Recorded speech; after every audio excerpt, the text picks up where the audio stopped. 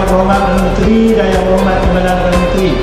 Hari ini merupakan dalam sejarah di mana dua tokoh kepimpinan negara nombor 1 dan nombor 2 sentak datang ke bumi Pahang.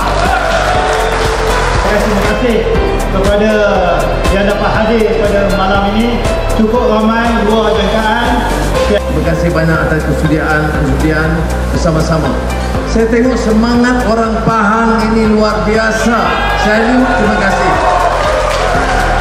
Ini saudara semangat kita nak tunjukkan silaturahim, hormat menghormati, ihsan, rahmah, cari jalan selesai masalah.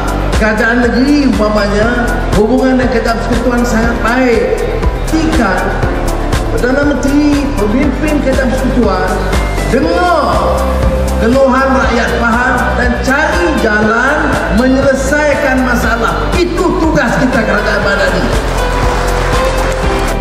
Perpaduan kita harus kuat, kerja kita harus kuat, program kita harus baik, pelaburan mesti datang.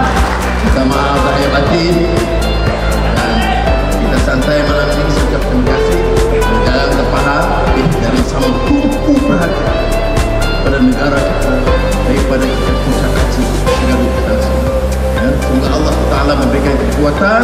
Wassalamualaikum warahmatullahi wabarakatuh. Apa yang kita tengok hari ini, selain daripada kita yang berbangsa Melayu, beragama Islam, kita dapati juga bangsa-bangsa lain, kaum-kaum India, kaum-kaum Cina yang sentiasa bersama dengan perpaduan, kerajaan perpaduan yang kita bentuk pada hari ini, nampaknya berkembang dengan baiklah, positif nampaknya. Terima kasih PMDAD, terima kasih Tawan. Selamat Hari Raya. Uncle, petang ini terlampau gembira.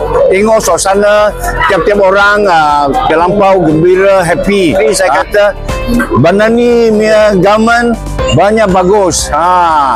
You dapat bawa Malaysia bersama-sama walaupun berlainan bangsa, kita semua happy. Hari ini saya sampai ke Besarah Batu Hitam ni untuk menghadiri jamuan Aidilfitri Madani. Oh, alhamdulillah. Saya dari awal ni saya tengok tadi makin ramai lah pengunjung-pengunjung datang ke sini, insyaAllah.